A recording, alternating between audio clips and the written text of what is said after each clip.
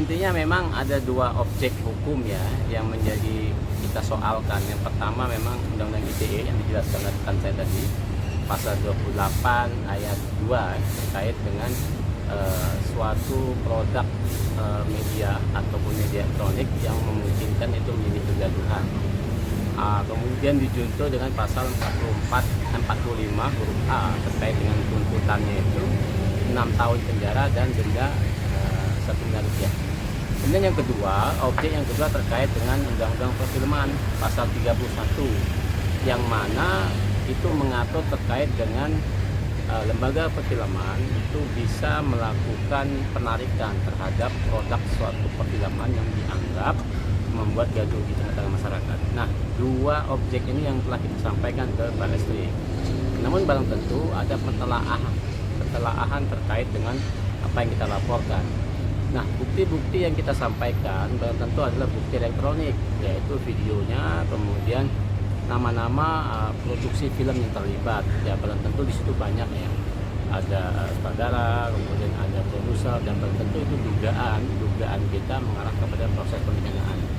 Tapi untuk lebih lanjut terkait dengan pemidanaan ini, barang tentu ada proses hukum yang harus dilalui. Salah satunya adalah membuat satu laporan ke dua lembaga, yaitu Lembaga Sensor Indonesia dan juga Lembaga Penyiaran.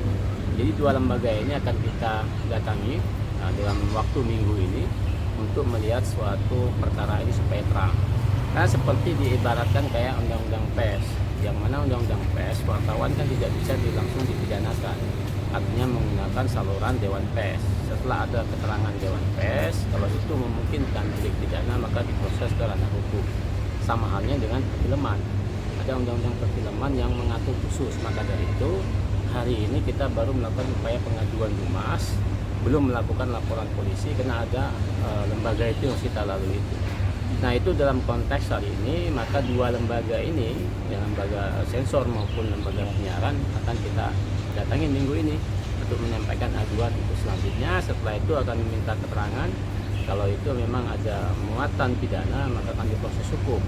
Karena berdasarkan konsultasi kita ke lantai 15 cyber, memungkinkan itu dapat dipidanakan karena pasal 28 ayat 2 itu sangat jelas disebutkan suatu produk elektronik yang membuat suatu kegaduhan sengaja untuk menggiring opini itu bisa dipidana, dan pasal pidananya dijuntuh 45 huruf A.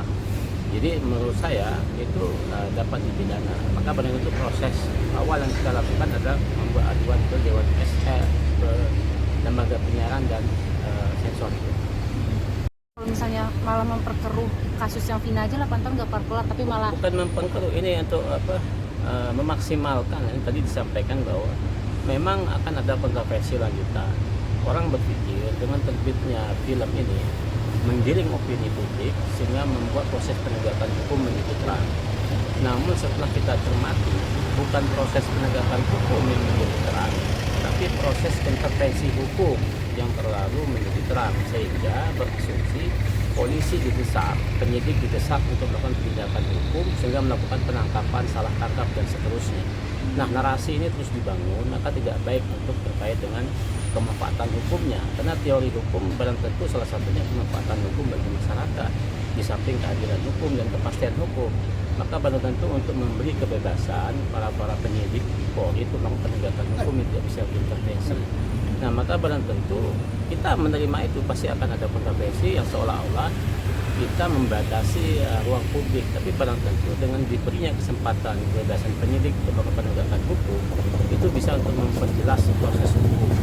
Maka barang tentu film ini kita support, tapi barang tentu ini kan belum selesai proses penyidikan. Karena belum selesai, maka tidak bisa kemudian membuat narasi seolah-olah penyidik tidak bekerja sehingga melakukan salah tangkap dan seterusnya. Seharusnya selain ini dilaporkan secara singkat aja, Bang. Ya, maka tadi ada delik pidananya dan juga delik administrasinya yang ada di Dewan Penyiaran segala macam. Kenapa dilaporkan? Karena membuat kegaduhan itu diatur di pasal 28 ayat 2 tadi. Jadi secara jelas dan singkatnya seperti itu. Terkait dengan pembuktian, barang tentu ini bagian dari ranah teman-teman penyidik. Yang jelas bukti awal sudah kita sampaikan, dan tentu nanti akan diproses ya. akan diproses, apakah ada delik pidana atau tidak, maka kita serahkan ke teman-teman penyidik untuk melakukan perluasan perkara ini. Berarti nanti Bukti-buktinya pemain apa aja sih Bang yang di Iya, bukti itu tadi video dan segala macam kan banyak didapatkan di ruang publik ya.